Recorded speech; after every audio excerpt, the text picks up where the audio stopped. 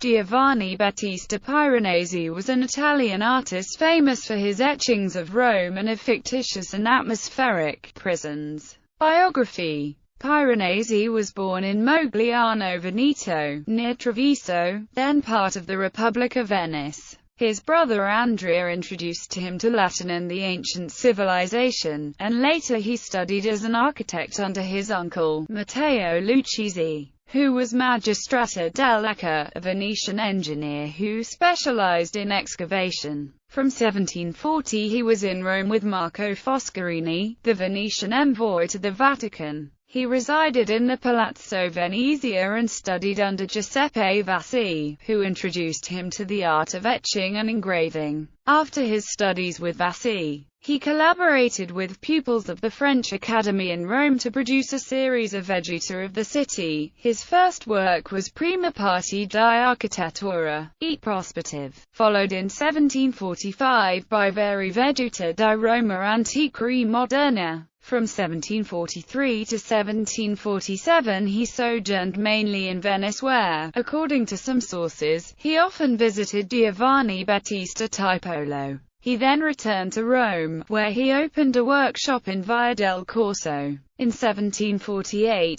to 1774 he created a long series of Veduta of the city which established his fame. In the meantime Piranesi devoted himself to the measurement of many of the ancient edifices. This led to the publication of L'Antichità Romana, Tempo della Prima Repubblica e dei Primi Imperatori. In 1761 he became a member of the Accademia di San Luca and opened a printing facility of his own. In 1762 the Campo Marzio dell'Antica Roma collection of engravings was printed. The following year he was commissioned by Pope Clement XIII to restore the choir of San Giovanni in Laterano, but the work did not materialize. In 1764 Piranesi started his sole architectural works of importance, the restoration of the Church of Santa Maria del Priore in the Villa of the Knights of Malta in Rome, where he was buried in a tomb designed by Giuseppe Angelini. In 1767 he was created a Knight of the Golden Spur, which enabled him henceforth to sign himself Cavaliere Piranesi.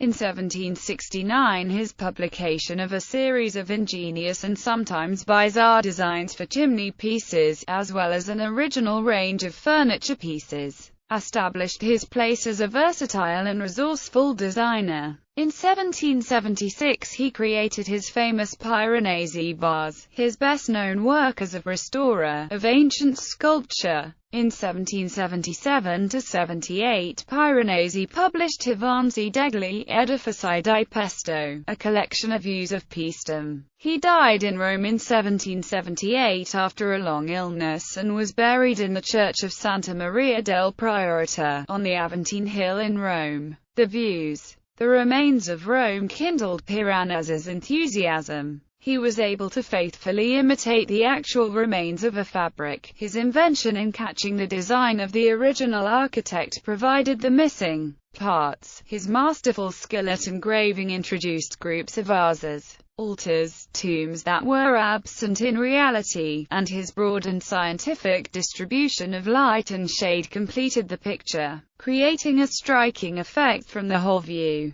Some of his later work was completed by his children and several pupils. Piranesi's son and coadjutor, Francesco, collected and preserved his plates, in which the freer lines of the etching needle largely supplemented the severity of Burin work. 29 folio volumes containing about 2,000 prints appeared in Paris. The late Baroque works of Claude Lorraine, Salvator Rosa, and others had featured romantic and fantastic depictions of ruins, in part as a memento mori or as a reminiscence of a golden age of construction. Piranesi's reproductions of real and recreated Roman ruins were a strong influence on neoclassicism. Throughout his lifetime, Piranesi created numerous prints depicting the Eternal City. These were widely collected by gentlemen on the Grand Tour. The Lockovich collections, housed at the Lockovich Palace, contains a group of 26 18th-century engravings of views of modern and ancient Rome created by Giovanni Battista Piranesi.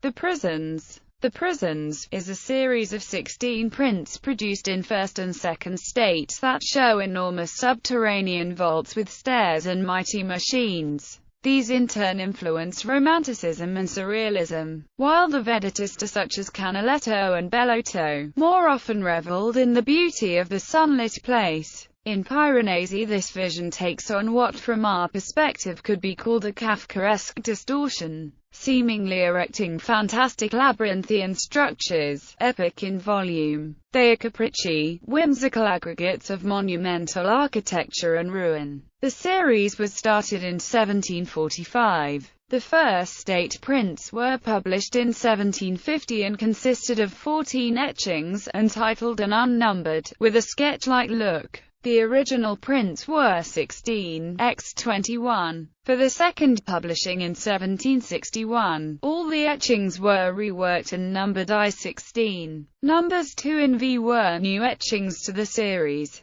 Numbers I through IX were all done in portrait format, while X to 16 were landscape format. Though entitled, the conventional titles are I. Title plate. 2. The Man on the Rack. 3. The Round Tower. IV. The Grand Piazza. V. The Lion bas-reliefs. Vi. The Smoking Fire. 7. The Drawbridge. 8. The Staircase with Trophies. IX. The Giant Wheel. X. Prisoners on a Projecting Platform. She. The Arch with a Shell Ornament. 12. The Sawhorse. 13. The Well. 14. The Gothic Arch. 15. The Pier with a Lamp. 16. The Pier with Chains. Thomas de Quincey in Confessions of an English Opium Eater wrote the following. Many years ago, when I was looking over Piranesi's Antiquities of Rome, Mr. Coleridge, who was standing by, described to me a set of plates by that artist, which record the scenery of his own visions during the delirium of a fever, some of them representing vast Gothic halls, on the floor of which stood all sorts of engines and machinery, wheels, cables, pulleys, levers,